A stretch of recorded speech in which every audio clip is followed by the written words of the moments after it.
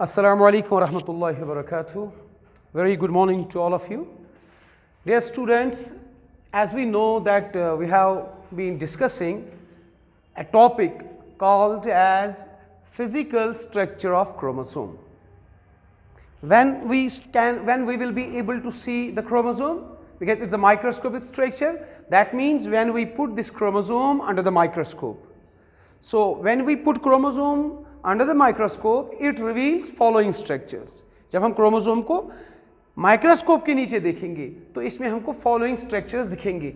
एक इसमें स्ट्रक्चर है पेलिकल, वो हमने पढ़ा है, एक हाइपोथेटिकल मेम्ब्रेन। दूसरा हमने पढ़ा था chromatid, arms of chromosomes, chromatids. तो मेन क्रोमैटिड्स में हमने कहा था इसमें फॉलोइंग चीजें होती हैं। एक इसमें डीएनए होता है, उसके बारे में भी हमने पढ़ा। इसमें इस क्रोमैटिड में आरएनए होता है, इसके बारे में भी पढ़ा। इस क्रोमैटिड में प्रोटीन्स होते हैं, वही पढ़ रहे थे, क्योंकि प्रोटीन्स दो किस्म के होते हैं। एक histones, low molecular weight proteins containing basic amino acids, and इसमें हमने पढ़े नॉन हिस्टोन्स। अभी देखेंगे हिस्टोन्स तक हम पहुंचे, ये पढ़ा हमने। अब ये नॉन हिस्टोन्स क्या होते हैं? जिस तरह मैंने कहा, अगर ये ऑक्टेमर है, यहां से 4 हिस्टोन्स है, इसके इर्द गिर्द ये डीएनए ऐसे है, तो यहां पे आपको नॉन हिस्टोन्स मिलेंगे। At least there are 500 types of these non histones, 500 types of these non-histones. Okay, what these non-histones? They were basic, they were low molecular weight proteins. Non-histones or high molecular weight proteins. Non-histones के बारे में क्या है? Non-histones के बारे में है 500 types at least है इसके, different types of non-histones.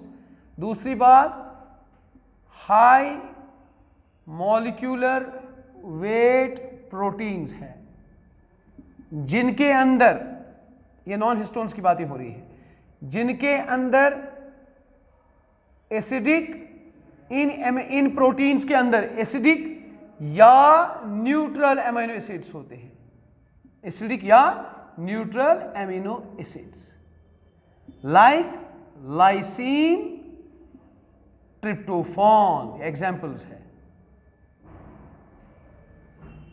Lysine and sorry, lysine नहीं, लाइसिन तो हिस्टोन में है।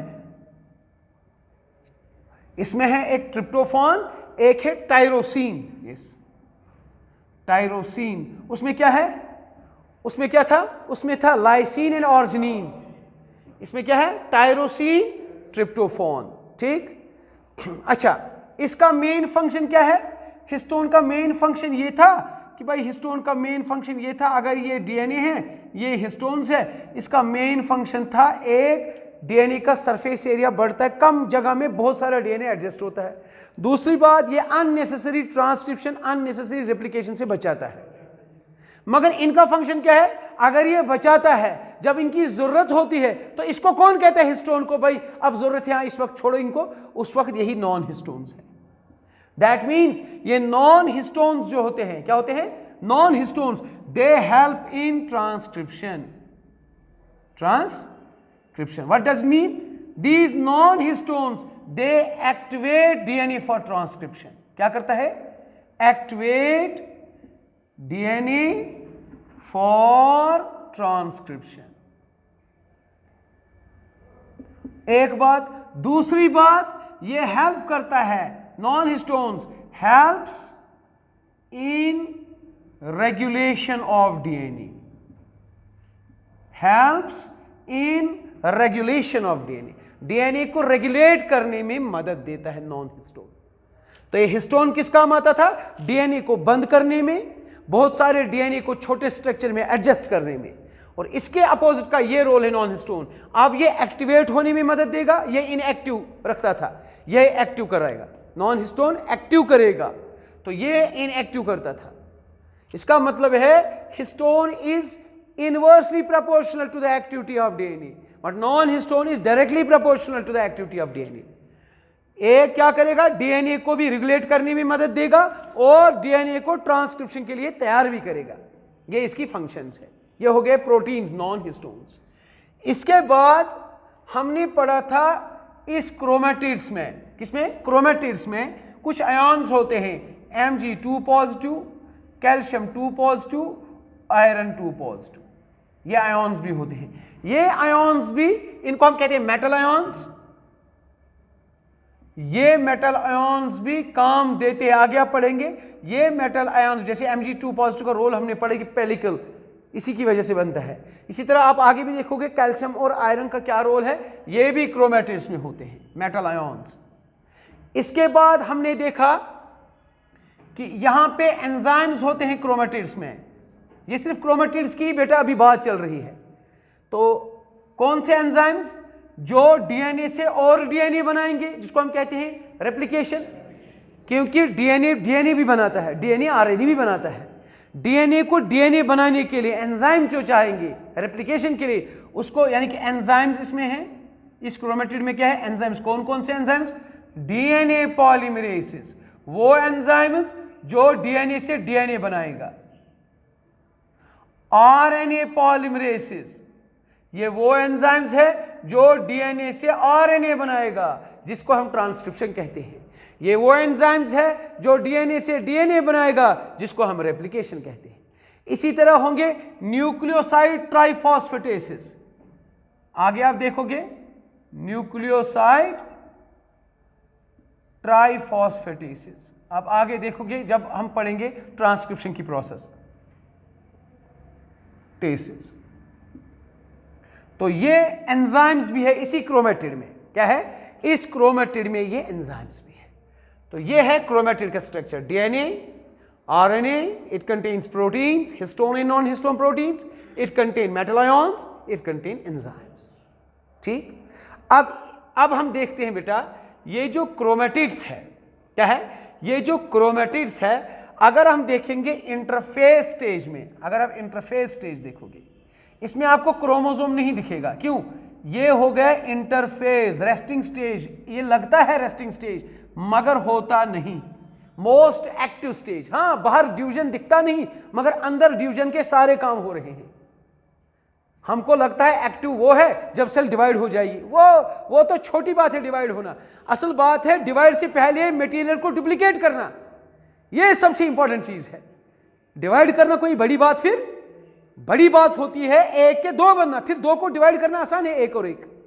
तो इसलिए इसको इसलिए रेस्टिंग फेज कहा जाता था पहले, क्योंकि इस फेज में देखा जाता था, किसमें, इस इंटरफेज में देखते हैं सेल कोई बाहर कोई एक्टिविटी नहीं दिखा रही है, मगर बाद में कहा गया it's the most active phase of the cell. Why, because cell duplicates its material.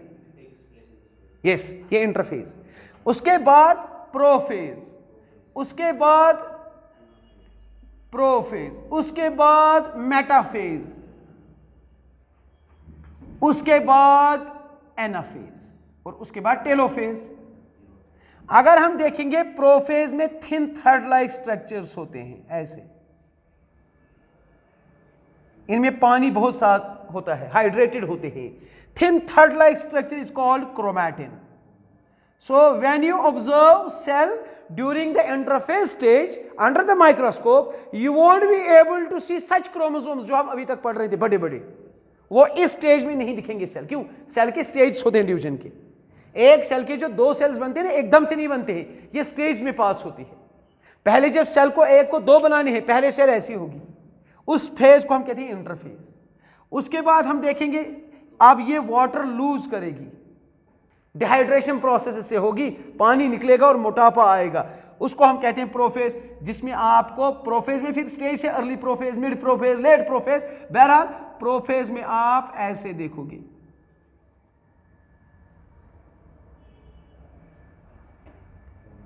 हाँ, तो उसके बाद इसकी डुप्लीकेशन होना शुरू, फिर इक्वेटोरियल प्लेट पे यही आएंगे, तो फिर ऐसे आप देखोगे डुप्लीकेटेड क्रोमोसोम्स, मगर इक्वेटोरियल प्लेट पर।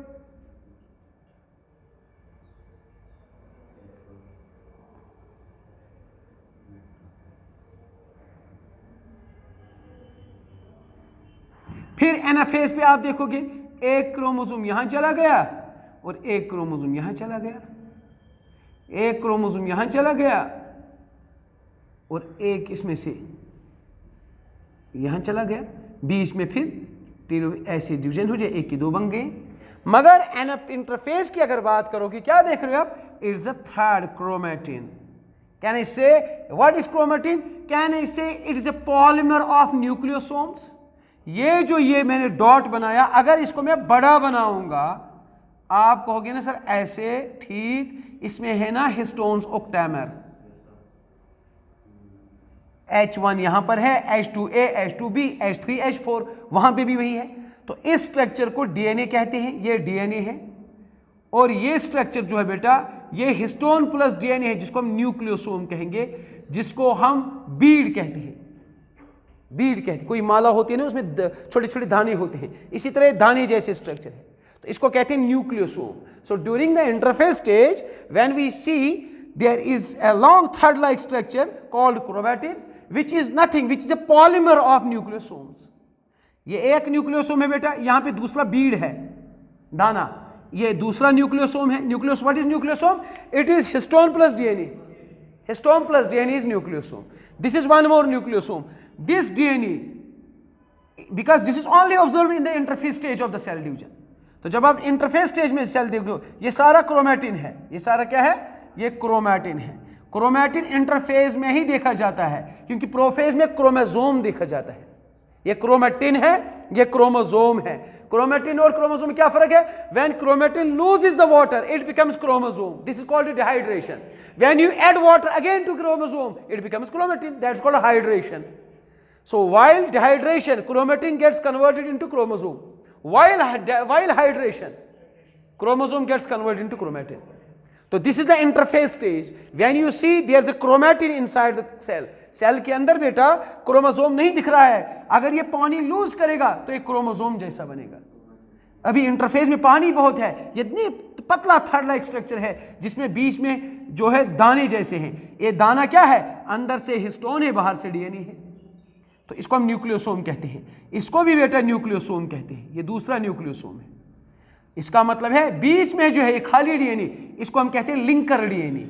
क्यों लिंकर डीएनए कहेंगे? Because it links to nucleosomes together. Nucleosome, linker DNA, nucleosome, linker DNA, nucleosome, linker DNA, nucleosome. So nucleosome is DNA plus histone. What is nucleosome?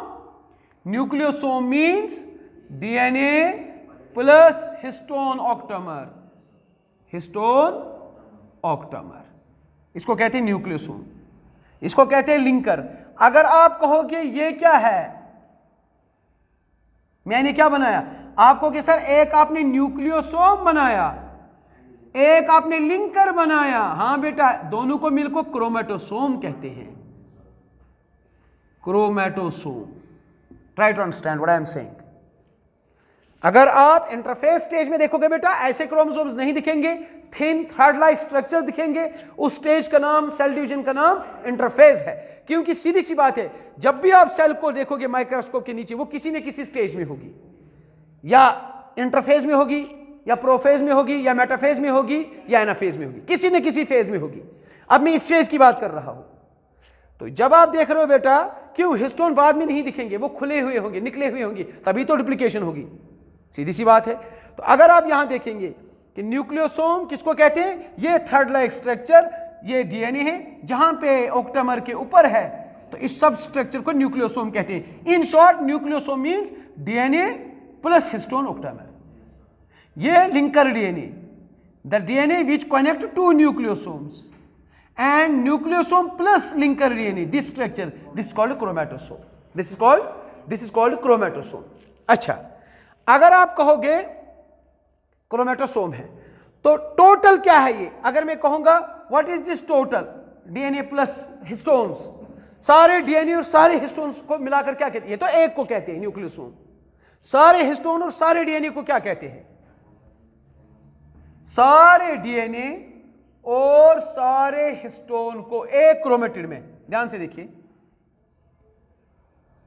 ये एक chromatid है। एक chromatid के सारे histone और सारे डीएनए को, सारे हिस्टोन और सारे डीएनए को कहते हैं क्रोमोनीमा। क्रोमोनीमा, क्रोमोनीमा क्या कहते हैं? क्रोमोनीमा। न्यूक्लियोसोम कहते हैं एक ऑक्टोमेर और एक डीएनए को, एक बीड को, सारे बीड़ों को मिलाकर कहते हैं क्रोमोनीमा। एक को कहते हैं न्यूक्लियोसोम, एक को कहते हैं न्यूक्लियोसोम, सबको मिलाकर कहते हैं क्रोमोनीमा। अच्छा, अगर सब जगह इस हिस्टोन को बाहर निकाला जाए, अगर इस हिस्टोन को बाहर निकाला जाए, वहां क्या रहेगा? अगर सारे हिस्टोन्स को बाहर निकाला जाए, only DNA remains, only DNA remains. So only DNA of the chromatid, only DNA of chromatid, only DNA of chromatid is called chromonimeta. Chromonimeta. सारे डीएनए और सारे हिस्टोन को मिलाकर क्रोमोनीमा कहते हैं। एक जगह हिस्टोन और डीएनए को मिलाकर न्यूक्लियोसोम कहते हैं, सबको मिलाकर क्रोमोनीमा कहते हैं। और अगर सारे हिस्टोन्स को निकाला जाए, सिर्फ डीएनए पार्ट देखा जाए, उसको क्रोमोनीमेटा कहते हैं। अब सवाल यहां देखिए, इंपॉर्टेंट चीज है, अगर क्वेश्चन आएगा बेटा ये मेटाफेज क्रोमोसोम अगर आएगा, याद रखना मेटाफेज ये स्टेज है, एनाफेज ये स्टेज है। आपको कहेगा बताओ मेटाफेज में कितने क्रोमेटिड्स होते हैं? 2 chromatids. Metaphasic chromosome contains, metaphasic chromosome contains, metaphasic chromosome में क्या होता है? 2 chromatids, 2 chromonema, 2 chromatids, 2 chromonema, 2 chromonema and 2 chromatonemata, chromonemata. Metaphasic chromosome contains, metaphasic chromosome contains, ये 2 है ना, इसमें यहां पे 2 है इकट्ठे, तो 2 chromatids side by side, 2 chromonema, 2 chromonemata. अगर आएगा सवाल anaphasic chromosome contains 1 chromatid, there is 1 chromatid, 1 chromonema and 1 chromonemata. ये एंट्रेंस पॉइंट ऑफ व्यू है। मेटाफेजिक क्रोमोसोम कंटेन्स 2 क्रोमेटिड्स, क्योंकि मेटाफेज कहते हैं जहां पे क्रोमोसोम ऐसे हो,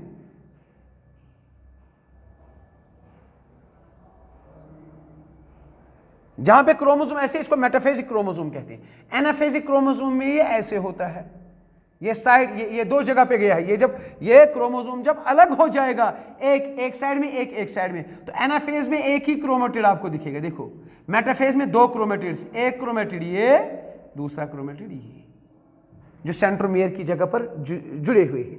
अगर आपको अच्छे से देखना है ये डबल क्रोमोसोम्स क्रोमेटिड्स, तो मेटाफेज स्टेज पे देखना होगा। अगर आपको अलग अलग देखने हैं कौन सी शक्ल है, तो उसमें एनाफेज में देखना होगा। तो इसीलिए मेटाफेजिक क्रोमोसोम में क्या है? 2 क्रोमेटिड्स है, इसका मतलब 2 क्रोमोनीमा है, 2 क्रोमेटोनीमेटा है। एनाफेजिक क्रोमोसोम में 1 क्रोमेटिड है, 1 क्रोमोनीमा है, 1 क्रोमोनीमेटा है। इसको आपको याद रखना है, इन चीजों को, ठीक? अच्छा, अब आप एक पॉइंट लिखिए, अभी हम क्रोमेटिड पर ही है, अभी हमने कोई और चीज नहीं छेड़ी। अभी हम कहां पर है? अभी हम क्रोमोटिड्स पर है, अभी हम क्रोमेटिड्स पे है, पेलिकल एंड क्रोमेटिड्स, यस। अच्छा, अगर आपको आएगा यानी कि डीएनए एक्टिवेशन के लिए, इनएक्टिव के लिए क्या जरूरी है? अगर आपको सवाल आएगा डीएनए इनएक्टिव के लिए क्या जरूरी है, डीएनए की इनएक्टिवनेस के लिए, यस, डीएनए, या आप लिखोगे इनएक्टिव डीएनए कंटेन्स, इनएक्टिव क्या क्या हो इसमें क्या क्या होगा इनएक्टिव डीएनए में? High concentration of histones, non histones नहीं, high coiling of DNA, high coiling और रिपीटिशन ऑफ बेसिस। ये मैं आगे पढ़ाऊंगा आपको, ये 3 चीजें, ये आप नोट डाउन करके रखो। These are the 3 conditions which are very important to make or to remake the DNA to remain in inactive stage, inactive form में। ये चीज़ें बहुत ही ज़रूरी है, ये बहुत ही ज़रूरी है। तो ये था सारा अभी तक जो पढ़ रहे थे, ये हम बेटा क्रोमैटिड्स पढ़ रहे थे, ये हम क्रोमैटिड्स पढ़ रहे थे। अच्छा, और एक टॉपिक है ये, सॉरी, और एक पार्ट है, क्या है? Inactive DNA contains high concentration of histone. जितना हिस्टोन्स है उतना रैपिंग होगी, डीएनए इनएक्टिव है। हाई कॉइलिंग जितनी होगी, तो रिपीटिशन ऑफ बेस आगे भी पढ़ाऊंगा। तो ये है क्रोमैटिड। क्रोमैटिड के अलावा क्रोमोसोम क्या स्ट्रक्चर दिखाता है? अगर हम कहेंगे भाई ये ऐसे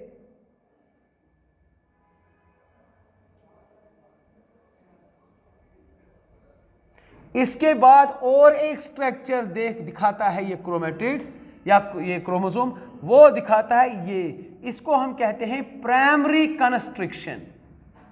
प्राइमरी कंस्ट्रिक्शन है, कंस्ट्रक्शन नहीं लिखना, प्राइमरी कंस्ट्रिक्शन। कंस्ट्रिक्ट होना, तंग होना, तंगी की जगह देखते हैं हम, कंस्ट्रिक्ट देखते हैं। एक होगी कंस्ट्रक्शन, तामीर, ये कंस्ट्रिक्शन है। प्राइमरी कंस्ट्रिक्शन देखते हैं जिस जगह को हम नाम देते हैं सेंट्रोमियर, इसको हम देते हैं बेटा नाम सेंट्रोमियर। क्या है नाम? सेंट्रोमियर। प्राइमरी कंस्ट्रिक्शन, तो वहां क्या, उसको हम क्या देते हैं नाम? सेंट्रोमियर। ये सेंट्रोमियर जो होता है लाइटली स्टेन रीजन होता है। क्या होता है? लाइटली स्टेन रीजन, यानी कि जब आप कलर देते हैं पूरे क्रोमोसोम को डार्कनेस कलर चढ़ेगा और इस पे क्या चढ़ेगा? ये रिटेन करेगा लाइट कलर। ठीक, ये सेंट्रोमियर किस लिए होता है? इससे पहले भी हमने पढ़ा, दो क्रोमैटिड जब ये डुप्लीकेट हो जाएगा बेटा, देखो जब एक के दो बन जाएंगे, अलग अलग नहीं हो जाएगा, अब इसके दो बनेंगे, यहां इसके दो बनेंगे, यानी कि आप कहोगे सर ऐसे ऐसे अलग अलग हो गए, ऐसे ऐसे, देखो एक के दो बन गए ऐसे लॉन्गिट्यूडनली, जब आपने ऐसे ना, सॉरी ये इस तरह जब आपने इसको डाला, समझ में आ गई बात? तो हाँ, ट्रांसवर्स सेक्शन जब आपने किया तो आप देखो क्या किया, आपने देखा कि ऐसे इसके दो हिस्से हो गए। क्या हो गए? आपने देखे इसके दो हिस्से हो गए, मगर दो हिस्से हो गए मगर फर्दर क्रोमोसोम एक जगह पर जुड़ा हुआ है जिसको हम सेंट्रोमियर कहते हैं, और उस जगह को, स्ट्रक्चर को, सेंट्रोमियर स्ट्रक्चर को कहते हैं। ये जो अंदर की तरफ खींचना, इसको हम प्राइमरी कंस्ट्रिक्शन कहते हैं। Primary constriction, primary constriction. ये अगर देखोगे आप लाइटली स्टेन्ड रीजन है, लाइटली स्टेन्ड रीजन है। अगर इस सेंट्रोमियर को आप देखोगे, जिस जगह क्रोमोसोम, ये है ना, ये एक क्रोमैटिड है, यहां से यहां एक क्रोमैटिड है और यहां से यहां ये दूसरा डॉटेड एक क्रोमोसोम है, क्रोमैटिड है, ये लाइन वाला एक क्रोमैटिड है, ये लाइन टू लाइन, ये एक के दो बन गए हैं, डुप्लीकेशन हो गई है, क्योंकि इंटरफेस में एक के दो बने थे अंदर ही डुप्लीकेट, अब वो जुदा हो गए हैं, डिवाइड हो गई, मगर सब जगह जुदा नहीं हुआ, एक जगह जुड़ा हुआ है सेंट्रोमियर, इसको प्राइमरी कंस्ट्रिक्शन कहते हैं। जब आप माइक्रोस्कोप के नीचे क्रोमोसोम देखोगे तो ये प्राइमरी कंस्ट्रिक्शन भी दिखेगी, जिस तरह आपको क्रोमैटिड दिखे, जिस तरह क्रोमैटिड दिखे माइक्रोस्कोप के नीचे, इसी तरह सेंट्रोमियर भी दिखेगा। अगर हम देखेंगे सेंट्रोमियर में अंदर जो होता है, एक्चुअली ये जो सेंट्रोमियर होता है ना बेटा, ये यूं ही नहीं होता है। अगर मैंने ये क्रोमोसोम बनाया,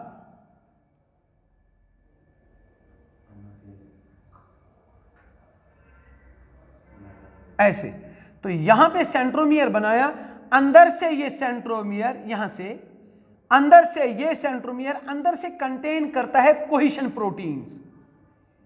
कोहेशन प्रोटीन्स, वो प्रोटीन्स, ये सेंट्रोमियर अंदर से कंटेन करता है कोहेशन प्रोटीन्स। कोहेशन प्रोटीन्स कौन होते हैं? कोहेशन प्रोटीन्स वो होते हैं, कोहेसिव जब हम लफ्ज यूज करते हैं, protein which join like material, that's called cohesive protein. Adhesive protein means the material which joins the unlike material, उसको कहते हैं adhesive protein। फॉर एग्जाम्पल, मैं आपको एग्जाम्पल दूंगा, आप ये जूस का बॉक्स है, इसमें स्ट्रा है, वो पाइप, आप जूस मॉलिक्यूल लेते हो, मगर जब आप देखते हो वो जूस कॉलम की तरह अंदर आता है। वो कैसे? ये जूस मॉलिक्यूल से भी जुड़ता है और ये जूस मॉलिक्यूल इस पाइप के साथ भी जुड़ते हैं। अब ये स्ट्रा जो होती है, पाइप जो होती है, इसके साथ भी जुड़े हुए हैं और जूस मॉलिक्यूल आपस में भी जुड़े हुए हैं। अब हमको मॉलिक्यूल नहीं दिखेगा, अब हमको लाइन ऑफ जूस दिखेगी, कॉलम ऑफ जूस दिखेगी।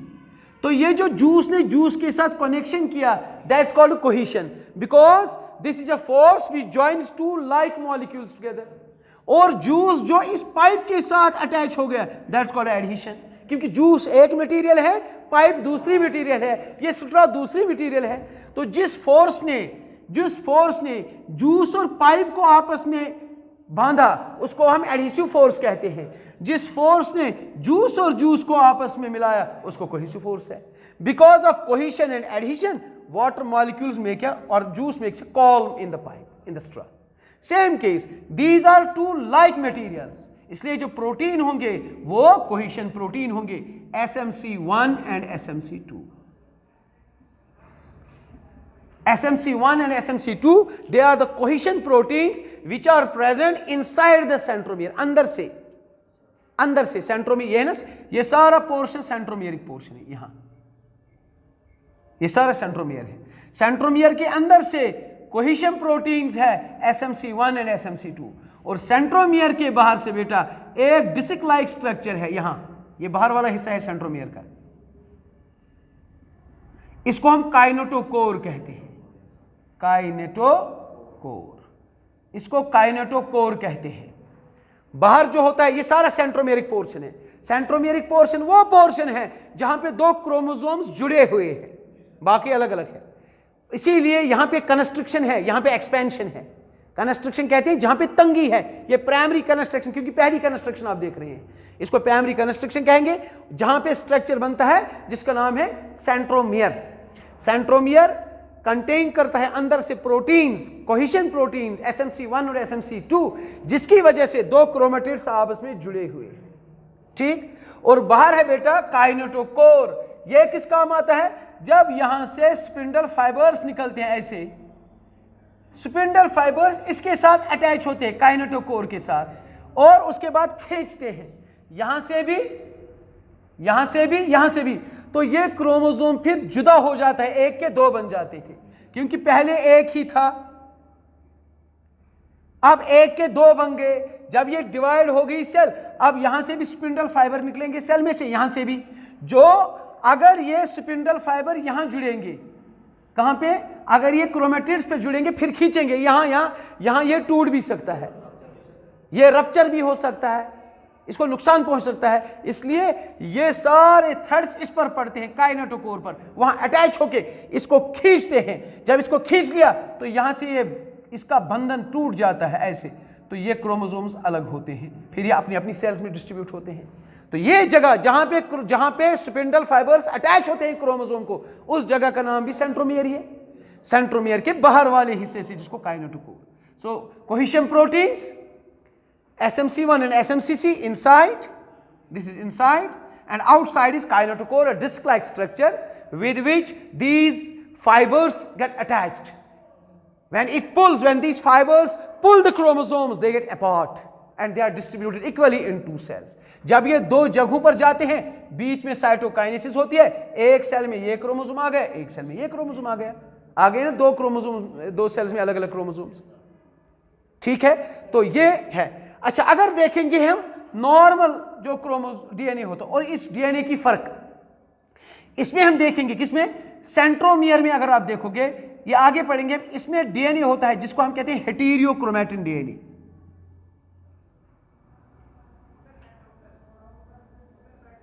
क्या कहते हैं? इसको कहते हैं हेटेरोक्रोमैटिन डीएनए। इसमें सेंट्रोमियर की बात कर रहा हूं। Centromere contains heterochromatin DNA which contains tandem repeated units. ये मैं अभी बताऊंगा आपको। इसके अंदर यहां पे रिपीटेड यूनिट्स होंगे। आप अभी देखो, जैसे पैलिंड्रोमिक सीक्वेंस भी आएगी टेलोमियर पे, उस वक्त मैं आपको दिखाऊंगा। तो यहां पे इट कंटेन्स हेटेरोक्रोमैटिन, क्योंकि डीएनए तो होगा, सीधी सी बात है, डीएनए तो होगा। तो यहां पे जो डीएनए है, सबसे पहली बात हमने क्या कही प्राइमरी कंस्ट्रक्शन में? It contains a structure called centromere. सबसे पहली बात यहां पे क्या है प्राइमरी कंस्ट्रक्शन में? सेंट्रोमियर। सेंट्रोमियर में क्या चीजें हैं?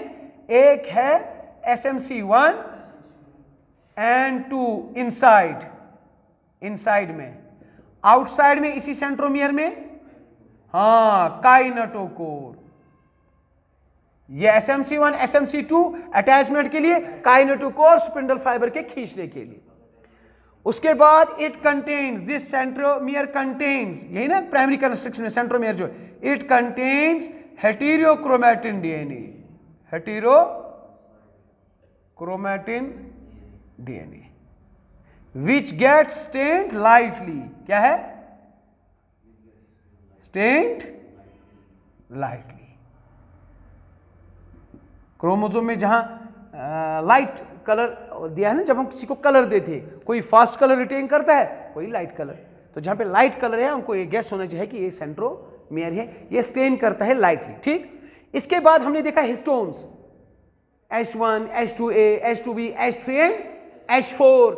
यहां पे सब हिस्टोन्स होंगे, मगर जो हिस्टोन्स इस सेंट्रोमियर में जो हिस्टोन्स होंगे बेटा, उन हिस्टोन्स में H3 लैक होगा, H3 नहीं होगा।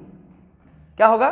यहां पे H3 नॉर्मली सारे क्रोमोसोम में H1 भी होगा, H2O भी होगा, H2B भी होगा, H3 H4 भी होगा, मगर सेंट्रोमियर में H3 नहीं होता है।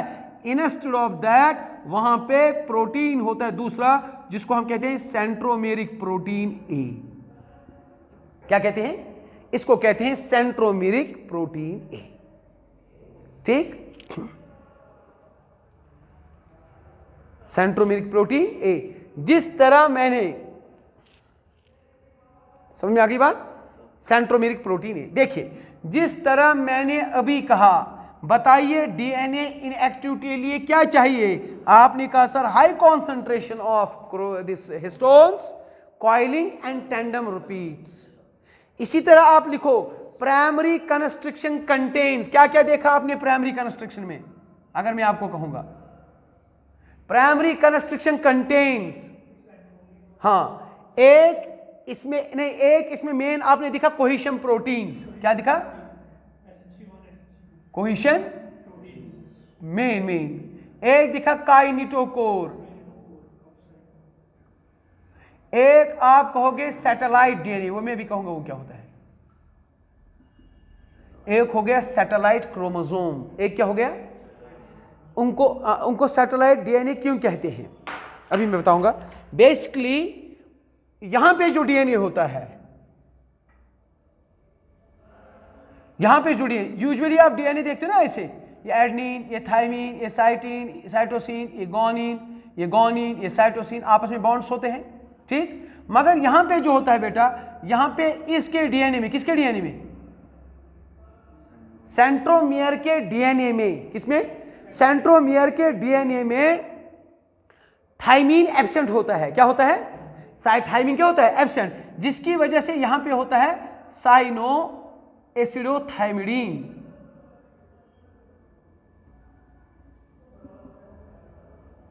जिसको हम सैट कहते हैं। क्या कहते हैं? इसको कहते हैं सैट, जिसको हेट्स ने टर्म दी है। हेट्स ने कहा कि ये जो सेंट्रोमियरिक DNA है, ये नॉर्मल DNA नहीं है, इसमें थाइमिन एब्सेंट होता है, साइनो एसिडोथाइमिडीन होता है, जिसको हम सैट कहते हैं। ये DNA थाइमीन के बगैर होता है, इसीलिए इसकी क्वालिटी को कहते हैं हम। इस सेंट्रोमियर के अंदर क्या देखा? बाहर अंदर देखा SMC1 एंड 2, बाहर देखा काइनेटोकोर, और जो DNA अंदर होता है वो सैटेलाइट DNA होता है। Satellite DNA means, SAT DNA को सैटेलाइट DNA कहते हैं। SAT means sine acidothymidine. समझ में आ गई बात? यानी कि क्या खूबी है प्राइमरी कंस्ट्रक्शन में, सेंट्रोमियर में? एक, इस सेंट्रोमियर में एक खूबी ये है, यहां पे कोहेशन प्रोटीन्स होते हैं, बाहर से काइनेटोकोर होता है, और अंदर वाला DNA इसकी तरफ जो होता है उसमें थाइमीन नहीं होता। Instead of thymine it's called sine acidothymidine, SAT. So SAT DNA और सैटेलाइट DNA इट कंटेन्स। ये क्या है? ये इसकी क्वालिटीज है। क्या है बेटा? ये क्या है इसकी? ये इसकी क्वालिटीज है। ये है प्राइमरी कंस्ट्रक्शन। क्या है ये? ये है प्राइमरी कंस्ट्रक्शन। तीसरा स्ट्रक्चर प्राइमरी कंस्ट्रक्शन। और एक क्रोमोसोम में चीजें देखोगे आप कहां पे क्रोमोसोम देख रहे हैं? आप माइक्रोस्कोप के नीचे देख रहे हैं। माइक्रोस्कोप के नीचे आप कुछ क्रोमोसोम्स देखेंगे जिनको आप एक कंस्ट्रक्शन से अलावा कंस्ट्रक्शन देखोगे, जैसे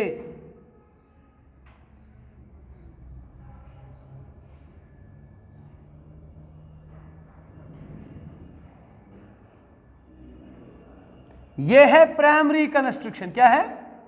जो नॉर्मल हर किसी में होती है। और यह है सेकेंडरी कंस्ट्रक्शन। क्या है बेटा? इसका मतलब है चौथा स्ट्रक्चर क्या देखोगे?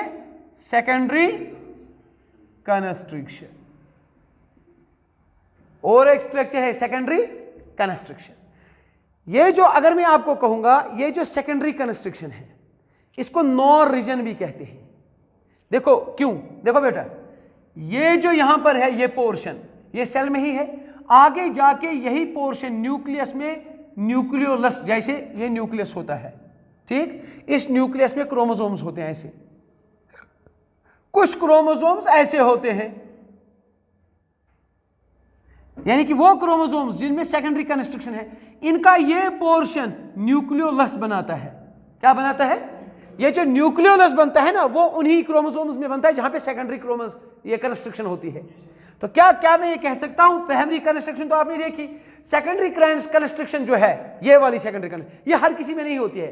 13 क्रोमोसोम नंबर 13, 14, 15, 21, 21 एंड 22 क्रोमोसोम जो ह्यूमंस में है उनमें ये होता है। ये हर किसी में नहीं होता है। ये chromosome secondary constriction in humans it's in 13th chromosome because we have 22 autosomes and 1 pair of sex chromosomes, 22 pair of autosomes, 44 chromosomes है ना, और 1 pair of sex chromosomes, so total we have 23 pairs. In chromosome number 13, 14, 15, 21 and 22 these chromosomes contain secondary construction. इसका मतलब है सारे chromosome ये होंगे ऐसे प्राइमरी कंस्ट्रक्शन वाले खाली, और ये क्रोमोसोम दूसरी कंस्ट्रक्शन वाले भी होंगे। अब सवाल हुआ सर ये किस काम का आता है? चलो इसका तो सुना था। ये मैं कहता हूं बेटा, जो सेल में न्यूक्लियोलस बनाना है, जब आप स्पिंडल फाइबर सेल डिवीजन पढ़ोगे तो न्यूक्लियोलस का रोल वहां जो है, ये न्यूक्लियोलस ये बनाता है। क्या बनाता है? न्यूक्लियोलस ये बनाता है। समझ में आ गई बात? ठीक, तो इस रीजन को इसलिए इस क्रोमोसोम को सैटेलाइट क्रोमोसोम भी कहेंगे। एक हो गया सैटेलाइट डीएनए, वो अलग चीज है। ये हो गया satellite chromosome, SAT chromosomes. One is SAT DNA, that DNA which contains sine acidothymidine, that is different thing. One is satellite chromosome, SAT chromosomes which contains secondary construction. इसको अच्छा क्या मैं कह सकता हूं ये जो रीजन है ये न्यूक्लियोलस बनाता है? क्या मैं इसको कहूंगा nucleolus organizing region? Nucleolus organizing region. क्या मैं इसको नॉर कह सकता हूं? NOR। क्या मैं इन क्रोमोसोम्स को नॉर क्रोमोसोम्स नहीं कह सकता? ये वो क्रोमोसोम्स है जो न्यूक्लियोलस बनवाते हैं in addition to the rest of work. इसीलिए बेटा इन क्रोमोसोम्स को नॉर क्रोमोसोम्स भी कहते हैं, इन क्रोमोसोम्स को सैटेलाइट क्रोमोसोम्स भी कहते हैं। अगर आपको रिपीट करना है रिपीट रिवाइज वीडियो कीजिए। क्या मैंने कहा? आप जिस तरह प्राइमरी कंस्ट्रक्शन देखते हो कुछ क्रोमोसोम्स में, अगर मैं ये ना कहूं फिर आपने पढ़ा आप कंफ्यूज हो जाओगे, ये सर ने कहा ही नहीं। जिस तरह आप प्राइमरी कंस्ट्रक्शन देखते हो बेटा, इसी तरह इन chromosome number 13, 14, 15, 21 and 22 you will see in addition to primary constriction there is one more constriction that we call the secondary constriction. In secondary constriction, because this constriction, this region is responsible for the formation of nucleolus, that's why this is called a nucleolus organizing region, that's called a NOR. So these chromosomes are called NOR chromosomes. These are the chromosomes which bear regions which are responsible for the formation of nucleolus. समझ में आ गई बात? अच्छा ये देखिए, अगर आप कहोगे ये तो इसको ये वाला पोर्शन यहां पे बेटा ध्यान से देखिए, अगर यहां पे डीएनए देखोगे आप, इसमें डीएनए ऐसे आपको मिलेगा, ऐसे स्ट्रैंड्स जी जी जी सी सी सी। अगर मैं कहूंगा सी सी सी यहां क्या होगा, जी जी जी। इसका मतलब है आप यहां से देखो वही सीक्वेंस, आप वहां से देखो यही सीक्वेंस, जहां से भी आप सीक्वेंस देखोगे एक ही जैसी दिखेगी, चाहे इसको इस साइड में रखो चाहे इसको इस साइड में रखो, ये सीक्वेंस यहां पे होती है। इसको कहते हैं palindromic DNA. Palindromic DNA, palindromic DNA होता है जिसको जहां से देखा जाए एक ही सीक्वेंस है। This secondary construction, this region, this contains palindromic DNA here. जिस तरह हमने कहा यहां पे सैट डीएनए, कंफ्यूज नहीं होना, सैट ये इस वक्त का इसको नाम है सैट, यहां डीएनए को नाम था सैट। यहां पे याद रखना primary construction contains sat DNA, secondary DNA construction contains palindromic DNA, secondary contains palindromic DNA. Did you understand? Secondary construction contains palindromic DNA. तो अगर आपने सेकेंडरी कंस्ट्रक्शन का तज़किरा किया, इधर देखिए, तो आप कहोगे ना सर एक और पोर्शन है फिर जिसको हम सैटेलाइट कहते हैं, इस पोर्शन को क्या कहेंगे, सैटेलाइट। तो सैटेलाइट भी आप देखोगे जो भी आपने पढ़ा, सैटेलाइट कहो या ट्राइबेंट कहो। So this is the structure which we have studied, that's called the structure of chromosome. अगर ऊपर ऊपर से ही पढ़ेंगे थोड़ा बहुत, क्या देखा पहले, क्रोमोसोम में हमने पेलिकल देखा, एक हाइपोथेटिकल मेम्ब्रेन जो Mg2 पोज से बराबर रहती है। उसके बाद क्रोमेटिड देखा, क्रोमेटिड में क्या क्या देखा, ये आर्म्स ऑफ क्रोमोसोम है जो एक जगह पे जुड़ी होती है जिसको सेंट्रोमियर कहते हैं। अगर हम देखेंगे इसमें क्या है, क्रोमेटिड में इसमें डीएनए है, इसमें आरएनए है, इसमें प्रोटीन्स है, हिस्टोन्स है, non histone proteins, acidic and basic proteins, इसमें एमजी आयन्स है, इसमें एंजाइम्स है। उसके बाद हमने देखा इसमें प्राइमरी कंस्ट्रक्शन है ये, जिसको अंदर से कोहेसिव प्रोटीन होता है, बाहर से काइनेटोकोर होता है, एसएमसी जो, और इसके अंदर डीएनए जो होता है वो सैटेलाइट डीएनए होता है, sine acidothymidine DNA which lacks thymine bases. बस उसके बाद सेकेंडरी कंस्ट्रक्शन देखते हैं हम कुछ ही क्रोमोसोम जैसे 13, 14, 15, 21 एंड 22 पेयर, ये वो क्रोमोसोम जिनमें सेकेंडरी कंस्ट्रक्शन पाई जाती है जिसको न्यूक्लियोलस ऑर्गेनाइजिंग रीजन कहते हैं, नॉर। और जिन क्रोमोसोम्स में नॉर होता है उनको नॉर क्रोमोसोम्स कहते हैं या सैटेलाइट क्रोमोसोम्स कहते हैं। ठीक, उसके बाद हमने कहा कि इसमें क्या होता है, यहाँ पे पैलिंड्रोमिक सीक्वेंस है, डीएनए होता है जो यहाँ पे होता है, जिसकी वजह से सैट बना, जिसको हम ट्राइबेंट भी कहते हैं। तो ये हमने बेटा पढ़ा, this was about the structure of physical structure of chromosomes. When we see chromosome, when we put chromosome under the microscope and we see, this is the structure which is revealed through the microscope. Now we have finished the structure of chromosome. Inshallah next lecture we have to start with the chromosomal aberration. Till that you have to go through the lecture. Till that take care. Khuda Hafiz.